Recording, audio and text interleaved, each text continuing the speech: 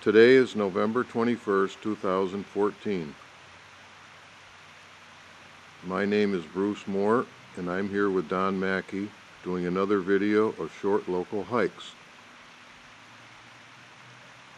Before we start our hike, I'd like to give you a little background of the area. We're starting out at a pond on Denslow Road. This was built as a series of irrigation ponds by Albert Dietrich, who owned Forest Park Dairy on Shaker Road, where the industrial park is now located. Water for this pond and Jawbuck Reservoir starts in the large swamp located behind the high school.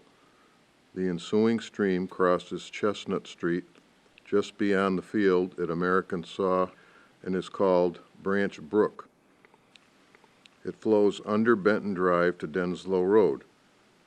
Two of the original 4 ponds are now gone. This pond where we're at now has a cement dam and spillway, as does the dam at Jawbuck Reservoir. They were originally earthen dams, but were destroyed during the 1955 hurricane.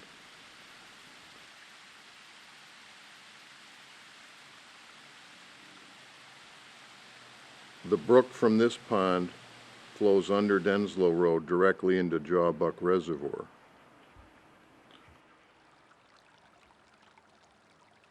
Jawbuck is a very peculiar name. Clarence Cooley, who wrote a wonderful book in 1978 titled Things I Remember in East Longmeadow, mentions Jawbuck in his book. He was born in 1898, and as a child, the area where we are now and are going into Connecticut was called Jawbuck. Even then, he had no idea how the name originated.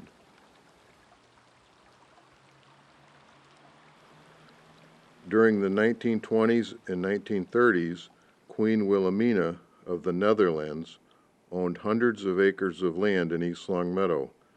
She owned land on both sides of Shaker Road and both sides of Denslow Road. She was the major stockholder of a company called Imperial Agricultural Company.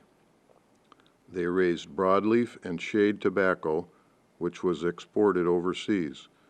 We were definitely royally connected here in town at that time. Queen Wilhelmina reigned from 1890 to 1948 and was the wealthiest woman in the world at that time. Denslow Road had tobacco barns on both sides of the road till around 1980. Towards the end, Whetstone Tobacco Company of Connecticut used them. The newer entrance to begin our hike is just beyond the bus company parking lot, heading towards Longmeadow. All this land currently for sale was tobacco fields, potato and corn fields not too long ago. The newer trails that we just walked in on were made by 4-wheelers, and the road where that tree is across the road now, that's the original road in here that runs out to Denslow Road, right next to where the toy box is located. We're just entering the woods at the upper end of the reservoir now.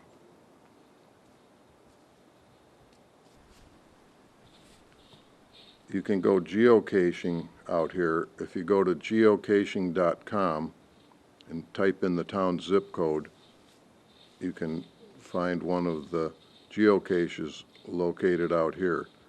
I believe the one out here is an ammo box with some goodies in it, and there's another one at Pine Quarry and other locations in town.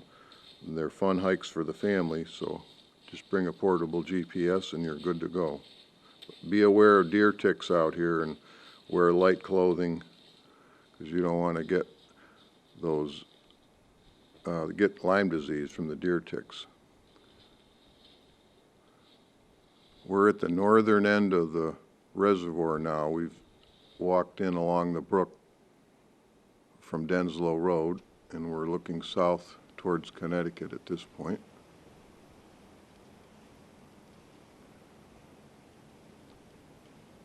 All this water eventually will drain into Shaker Pond in Connecticut.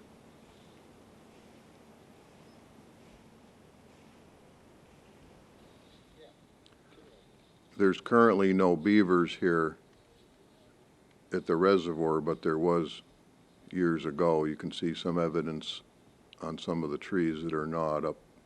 A beaver has to keep chewing or his teeth will keep growing. So some of these trees that are gnawed, they just were sharpening their teeth for self-preservation. But there's not enough food around here now for a current beaver population.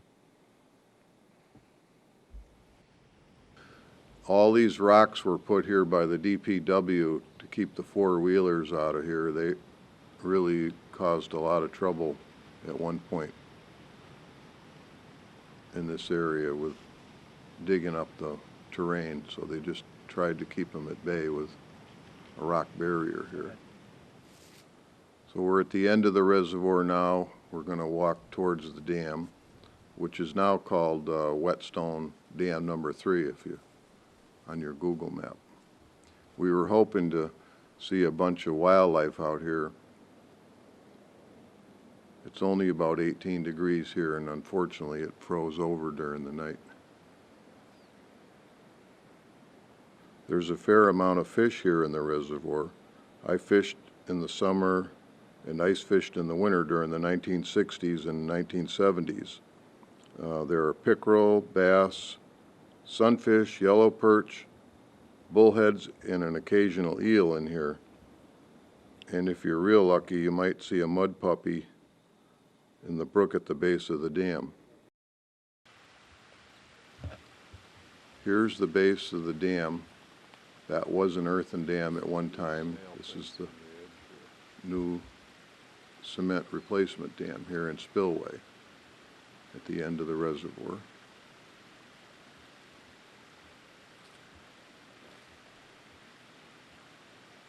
We usually walk across the top of that dam if it's not too deep, but as you can see now it's a little overgrown and there's a large white-faced hornet nest at the beginning of it, so you've got to be darn careful where you're going.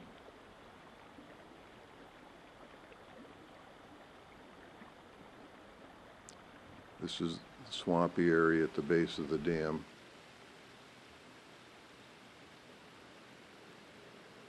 It's going to eventually go into Shaker Pond.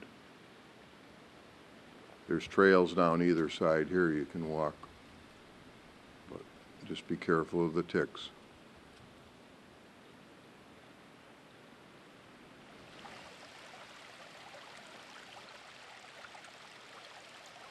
In the brook, as well as the reservoir, are large freshwater snails. They are members of the mussel family. They have a tough covering on their traveling foot called an operculum. This helps when traveling over the bottom, wherever they are, and also as a defense to keep predators from eating them. This species has live young, which live inside till they are birthed. They usually live around 1.5 years. Don't confuse these with the edible French escargots. They have parasites like fluke, which are bad news for you if you ingest them. Better to look at them and gently let them go. All right, we've crossed the brook now. This is the deepest end of the whole reservoir here. The fishing is the best I found right in this area here. And we're heading over toward, we're right on the Connecticut line here. And at the far end of the little road we're on is what's left of what used to be a pump house here that they'd irrigate the land with from this reservoir.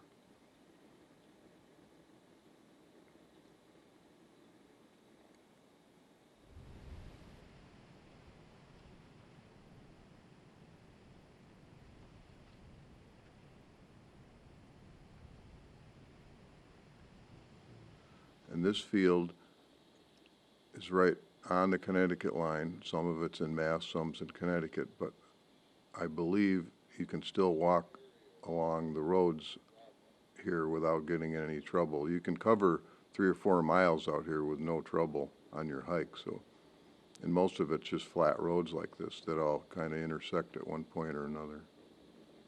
Just be respectful of the land and pick up any litter you find. These fields at one time were part of the Whetstone Brothers tobacco farm in Connecticut. They raised a lot of shade and broadleaf tobacco here, and then they ended up taking over some of the land in East Longmeadow. But I believe they're out of business at this point.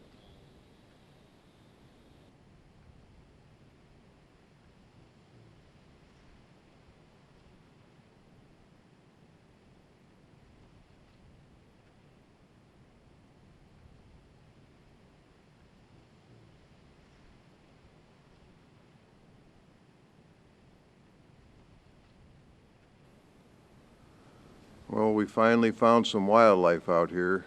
There's a poor blue heron here sitting on a log. He should have flown south by now because the water's frozen over.